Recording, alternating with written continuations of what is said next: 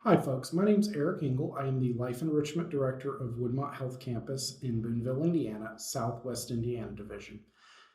And today I'm going to be showing you guys how to operate the MK Bear metal button press. So this is part of Woodmont's Independent Activities Workstation, meaning that any of our residents can come at any time and check out, like a library, various crafting devices like this for them to work in their own projects.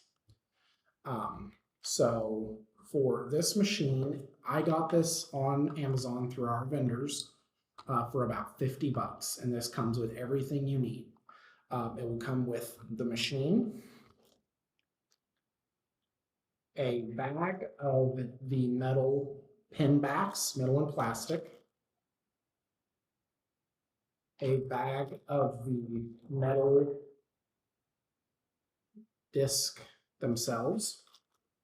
And I believe it's about 100 of each of these items. And then in the small pack, there are two things.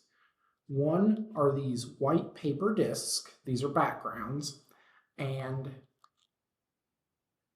thin plastic sheets. You can't really see it that well in the camera. It also comes with a picture cutter. Discard that. You do not need it. And a book of button-shaped pictures. You can discard that if you don't want to use any of those. You can use any form of picture for this. I have already pre-cut one out. So this is a very simple machine to use. So we're going to lay out all of our pieces. So to make a button, one button back, your picture, plastic sheeting. Make sure you pop them because they love to stick together. A metal pin piece and a back. So to start with, you take the machine and you're going to rotate this bottom piece so it sits exactly like this. So as it's facing you, left and right. You're going to take your metal disc, and there is a groove. You guys didn't see that. There is a groove right here in the machine. It sits right in. And then you're going to take your blank, put on top of that. And now this is the important part for layout. Your picture, the top of the picture has to be like this.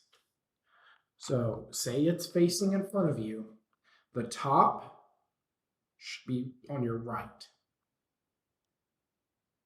And then you're going to take your thin sheet and you're going to put it directly on top.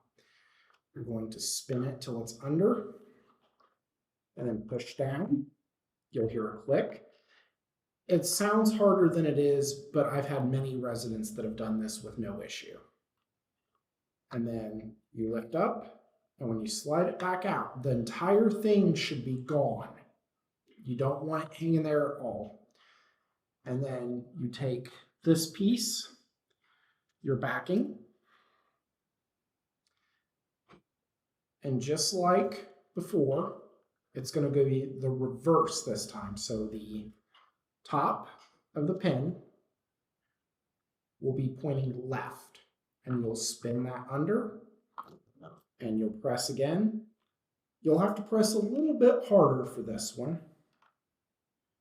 but once it pops, you'll spin, and a perfectly formed button comes out.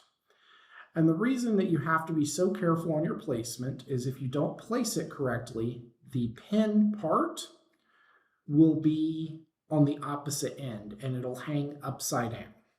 So once it's done, you just pop the back.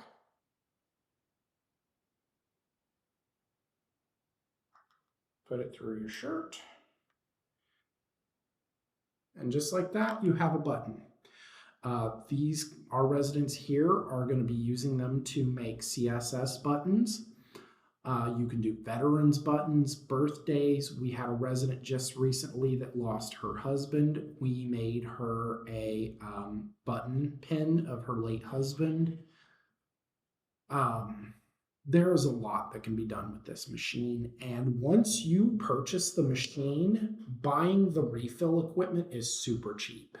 I believe it was only like $15 for about of the 100 of these and the plastic and paper blanks. And these are very durable.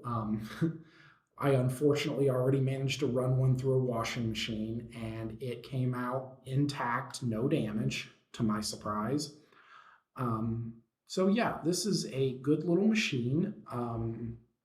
And I think if you're interested in expanding your independent activities at your facility, this is an excellent piece of equipment that's easy to use, easy to understand, and doesn't really take a lot of effort.